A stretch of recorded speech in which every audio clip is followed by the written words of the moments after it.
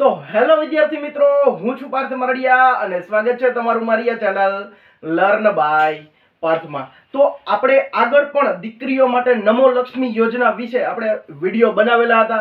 એમાં આપણને ઘણો બધો સારો રિસ્પોન્સ મળ્યો, પણ એમાં આપણે ઓનલાઈન રજીસ્ટ્રેશન ફોર્મ કઈ રીતે ભરવું એ આપણે કીધેલું નહોતું. તો અત્યારે હું તમને લાઈવ ફોર્મ ભરીને દેખાડીશ કે કઈ રીતે આપણે ખાલી ને ખાલી કેટલી મિનિટ, ખાલી 5 જ મિનિટમાં આપણે શું થઈ જશે, ફોર્મ આખું ભરાઈ જશે. સાવ એટલે સાવ નાનું એવું છે.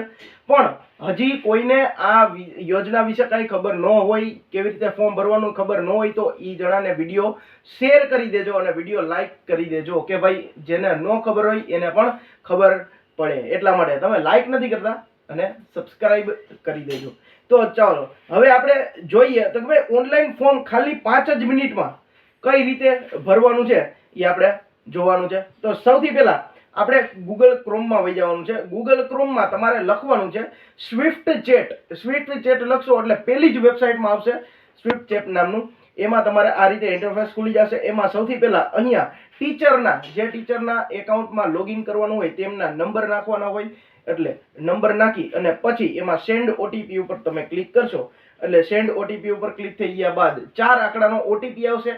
4 આંકડાનો ઓટીપી નાખી અને પછી આપણે શું કરી નાખવાનું છે, તમારે લોગિન કરી નાખવાનું છે. અને પછી તમારે ઇન્ટરફેસ કંઈક આવી રીતે ખુલશે. તો આ રીતે ઇન્ટરફેસ ખુલ્યા બાદ તેમાં નમો લક્ષ્મી યોજનામાં સૌથી પહેલા એમાં જો લખેલું આવે, શું લખેલું આવશે તો કે ભાઈ આપણે કેટલા ધોરણ આમાં આવે છે, અથવા તો એમાં સૌથી પહેલા સ્ટુડન્ટ ડિટેલ આવશે. તો એમાં સૌથી પહેલા સ્ટુડન્ટ ડિટેલ છે એના ઉપર ક્લિક કરવાનું હોય છે. સ્ટુડન્ટ ડિટેલ ઉપર ક્લિક કર્યા બાદ આપણને સામેથી આપણને આવશે જવાબ. એમાં જો ક્લાસ 10 અથવા તો ક્લાસ 12 ક્યાં વિદ્યાર્થી છે, તો ભાઈ 10માનો વિદ્યાર્થી હોય તો 10મું, પછી એ ક્લાસમાં છે કે બી ક્લાસમાં એ આપણે જોવાનું હોય. તો પહેલા બી માં આપણે કર્યું, પછી રિઝ્યુમ ભરવાનું ચાલુ કર્યું કે ભાઈ ફોર્મ ભરવાનું ચાલુ કર્યું. તો એમાં સૌથી પહેલા સ્ટુડન્ટના જેટલા સ્ટુડન્ટ 10મામાં ભણતા છે એ બધા સ્ટુડન્ટના નામ આવશે આ રીતે. પછી આ રીતે સ્ટુડન્ટના નામ આવશે. એ નામમાં આપણે જેનું ફોર્મ ભરવાનું હોય ફોર્મ આપણે સિલેક્ટ કરવાનું હોય છે. પછી ફોર્મ સિલેક્ટ કર્યા બાદ જો હવે આપણે જેનું નામ ભરવાનું છે, બરાબર, જેનું ફોર્મ ભરવાનું છે, તો એ બી ગ્રુપમાં નથી. તો આપણે પાછા આપણે હોમ મેનુમાં જઈશું અને હોમ મેનુમાંથી આપણે શું કરવાનું છે, પાછો આપણે ક્લાસ સિલેક્ટ કરવાનો રહેશે. હોમ મેનુમાં જઈ અને પાછો આપણે જો અપડેટ સ્ટુડન્ટ ડિટેલ ઉપર જવાનું છે અને ત્યાંથી આપણે પાછું ક્લાસ 10 સિલેક્ટ કરી, કારણ કે આપણે 10માનું ફોર્મ ભરવાનું છે એટલા માટે. અને પછી આપણે સિલેક્ટ કરશી એ ક્લાસરૂમ, કારણ કે બી ક્લાસમાં નહોતું તો હવે એ ક્લાસમાં જોશી. તો એ ક્લાસમાં આપણે ફોર્મ ઉપર ક્લિક કરશી એટલે આપણે શું થઈ જશે, ફોર્મ ખુલી જશે. પછી એમાં આપણને જોવા મળશે સ્ટુડન્ટ ડિટેલમાંથી કે હા આમનું ભરવાનું છે. એટલે એનું નામ સિલેક્ટ થઈ ગયા બાદ એમાં જો સ્ટુડન્ટના નંબર પણ આવી જશે અને નામ બધું આવી જશે. પછી અહીંયા કોનો નંબર, તો કે ભાઈ વાલીનો નંબર, માતા પિતાનો નંબર, ગમે તે એક નંબર આમાં એડ કરવાનો હોય છે. ચાલો એડ કર્યા બાદ પછી સ્ટુડન્ટનો આધાર કાર્ડનો નંબર હોય છે એ અહીંયા દાખલ કરવાનો હોય છે. સૌથી પહેલા તો આધાર કાર્ડમાં જેનું જે રીતે નામ હોય એ રીતે નામ ફિલ કરવાનું હોય છે.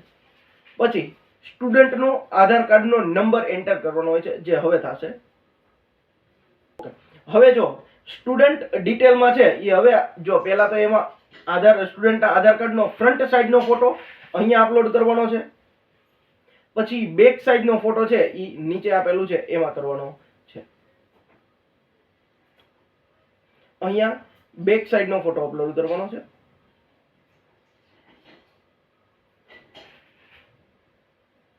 ઓકે, તો હવે સ્ટુડન્ટની મધરની ડિટેલ છે એ મધરની ડિટેલ આખી બધી ફિલ કરવાની હોય છે.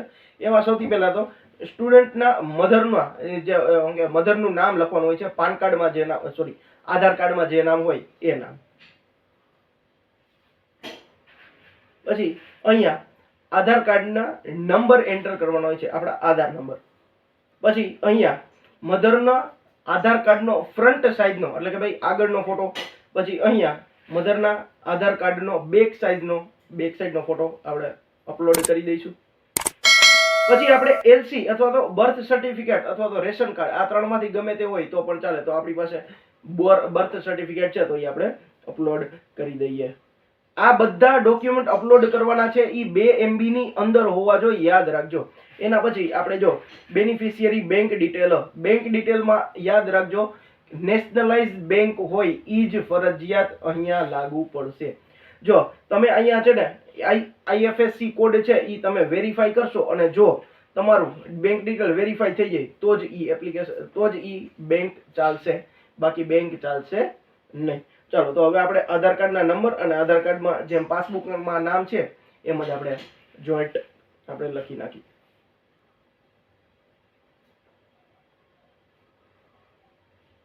ઓકે, તો હવે અહીંયા આપણે જો કેન્સલ ચેક હોય તો કેન્સલ ચેક અથવા તો આપણે પાસબુકની પહેલા પાનાની ઝેરોક્સ હોય એ આપણે અથવા તો પહેલા પાનાની અહીંયા અપલોડ કરવાની હોય છે. પછી અહીંયા આપણે ફાધરની જેટલી એન્યુઅલ ઇન્કમ હોય એન્યુઅલ ઇન્કમ આપણે લખવાનું હોય છે અને એન્યુઅલ ઇન્કમનું સર્ટિફિકેટ હોય એ નીચે અપલોડ કરવાનું થાય છે અહીંયા. ચાલો આટલી ડિટેલ ભરાઈ ગયા બાદ હવે આપણે સેવ બટન ઉપર ક્લિક કરવાનું હોય છે. સેવ બટન ઉપર ક્લિક કરીએ એટલે જો આપણે યસ દબાવવાનું કહે છે અને સ્ટુડન્ટના ડેટા છે એ સક્સેસફુલી શું થઈ ગયા છે, ભરાઈ ગયા છે. તો અહીંયા હવે સૌથી આપણે પછી જે કોઈ પણ વિદ્યાર્થીનું પાછું ફોર્મ ભરવાનું હોય તો અહીંથી કન્ટિન્યુ પાછું ચાલુ થઈ જાય છે. તો આ જ રીતે 5 મિનિટનો વિડીયો, સાવ એટલે સાવ નાનો વિડીયો છે. બસ આ જ રીતે ફોર્મ ભરવાનું છે, સાવ સહેલું ફોર્મ છે, બરાબર. કોઈને ભૂલ પડે નહીં આમાં, બધાને આવડી જાય. તો આ નાનો વિડીયો કેવો લાગ્યો? જો વિડીયો સારો લાગ્યો હોય તો વિડીયોને લાઈક કરી દેજો, ચેનલને સબસ્ક્રાઇબ કરી દેજો. તમે વધારે હજી વિડીયો જોઈને જાઓ છો પણ સબસ્ક્રાઇબ કરતા નહીં તો સબસ્ક્રાઇબ કરી દેજો. અને જો તમને વિડીયો સારો લાગ્યો હોય અને એવું લાગે કે હા બીજાને ઉપયોગમાં આવે એવો છે તો વિડીયોને ઝડપથી શું કરવાનું છે, વિડીયોને શેર કરવાનો છે એટલે બીજા સુધી પણ ઝડપથી વિડીયો પહોંચી શકે. બાકી આપણે મળીએ આવા જ નેક્સ્ટ લેક્ચરમાં નેક્સ્ટ કંઈક નવા ટોપિક સાથે. Thank you.